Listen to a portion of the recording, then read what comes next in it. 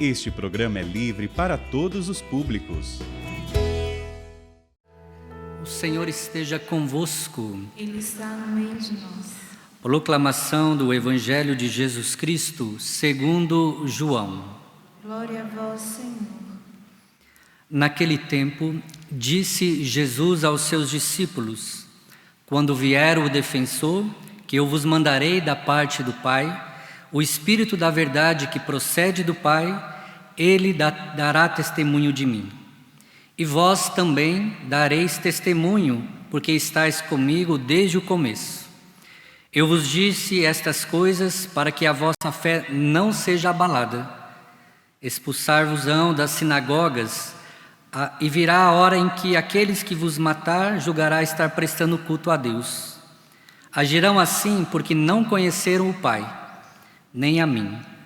Eu vos digo isto, para que vos lembreis do que eu o disse, quando chegar a hora. Palavra da salvação. Glória a vós, Senhor.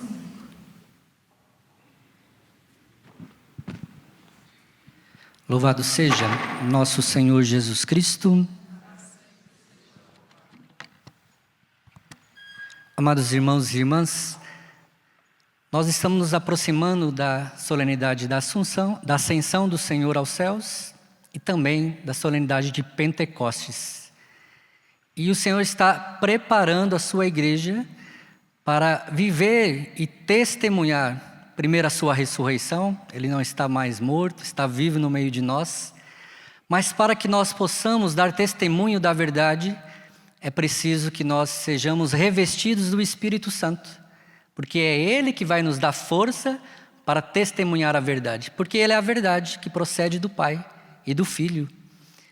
E se nós não estivermos com o nosso coração pronto, porque o Senhor está alertando os seus discípulos, porque o contexto, não é, do Evangelho é o contexto lá da ceia, da Quinta-feira Santa, onde os discípulos estão com Jesus e Jesus está se despedindo deles.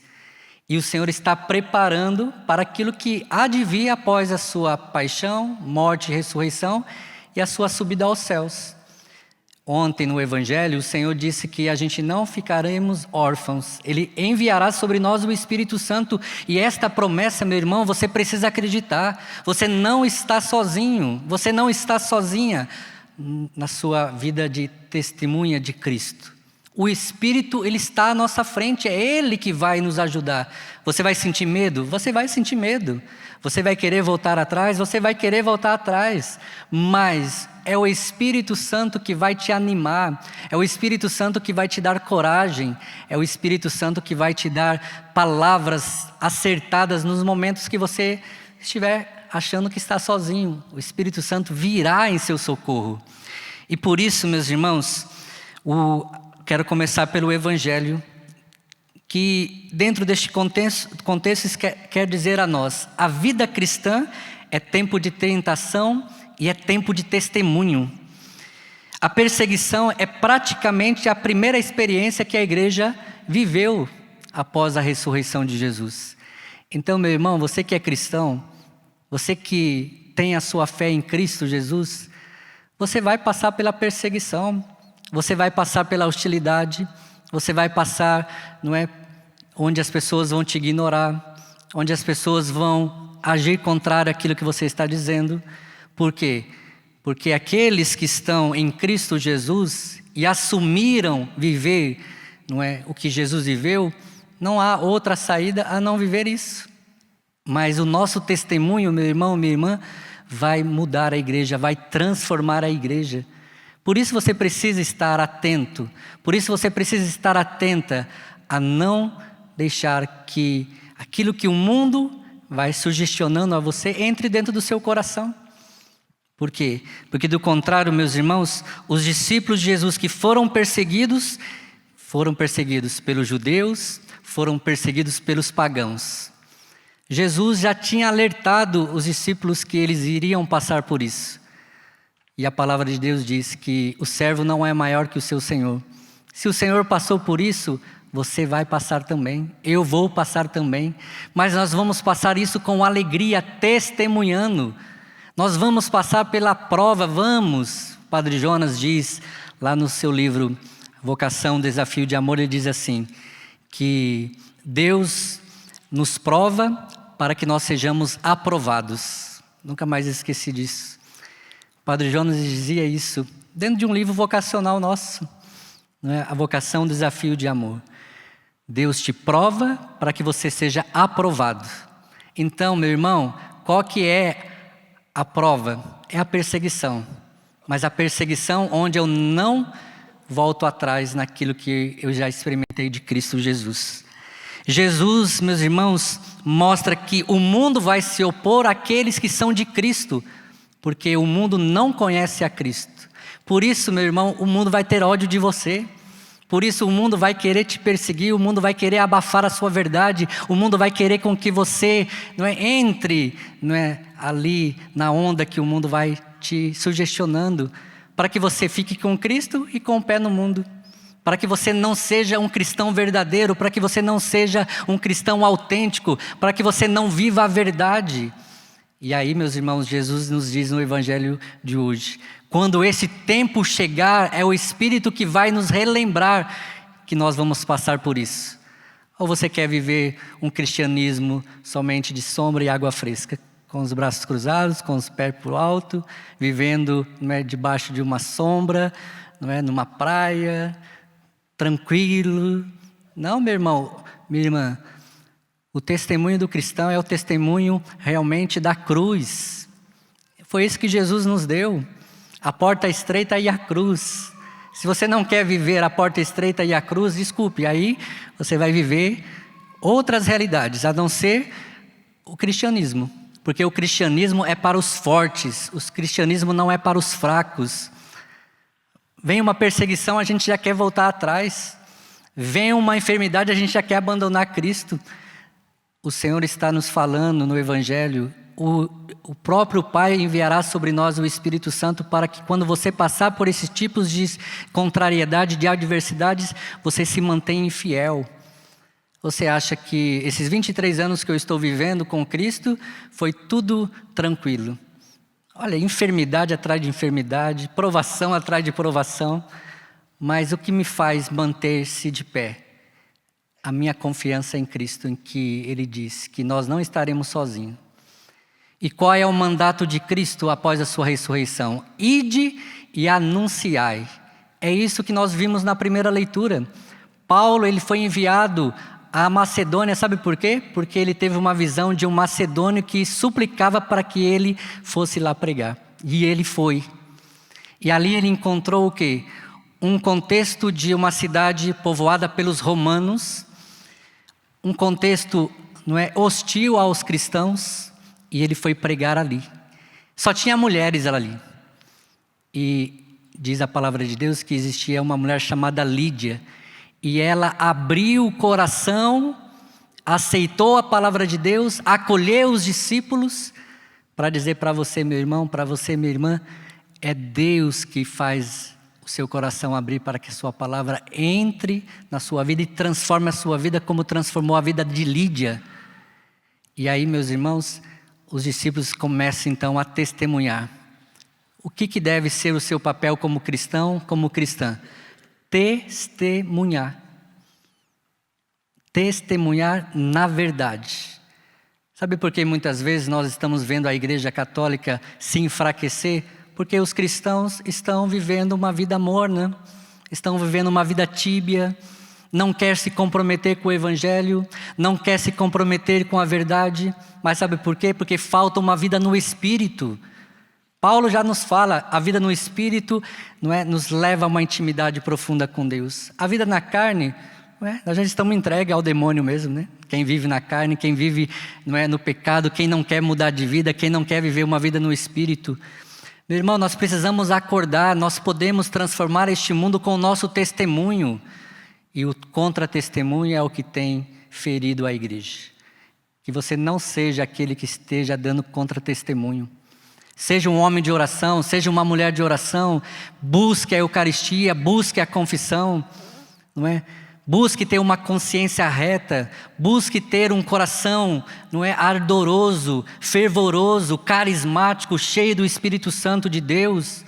Meu irmão, a igreja precisa disso. Por que naquele tempo dos primeiros cristãos haviam conversões em massas? Pessoas aderiram à palavra de Deus porque eram conversões autênticas, conversões que não somente, não é, eu tive uma experiência pessoal com Jesus, agora não preciso mais me aprofundar, não preciso mais, não é, rezar, não preciso mais ler a palavra, nós não preciso mais ir à missa. É o que nós estamos vivendo nos tempos de hoje.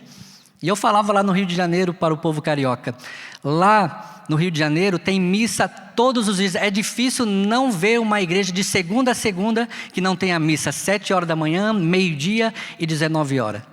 Aí os cristãos arrumam a desculpa porque eu trabalho, porque eu preciso me divertir, porque eu preciso viajar. Vou à missa somente aos domingos. Meu irmão, minha irmã, desculpe. O cristão que quer viver realmente a sua vida com Deus, deve ser um cristão de missa diária, a não ser que você não tenha como mesmo. Mas se você tem como, não arrume desculpa. Viva a Eucaristia, busque a Eucaristia. É ali que está o penhor da nossa salvação, é ali que nós encontramos força para perseverarmos, e é ali que nós somos cheios do Espírito Santo de Deus. É preciso, meus irmãos, continuar a testemunhar o Senhor, para que aumente o número daqueles que amarão o Senhor. Tem muitos aí fora que não amam o Senhor ainda.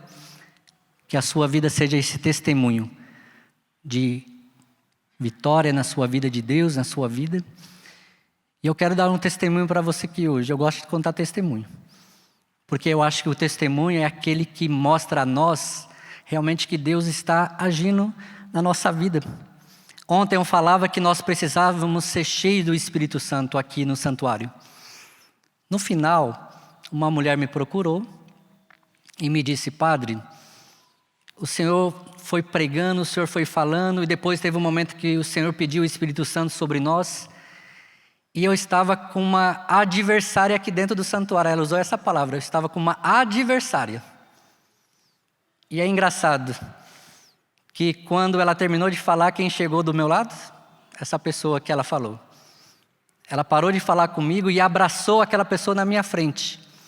E as duas choraram, se reconciliaram ali e foram embora juntas.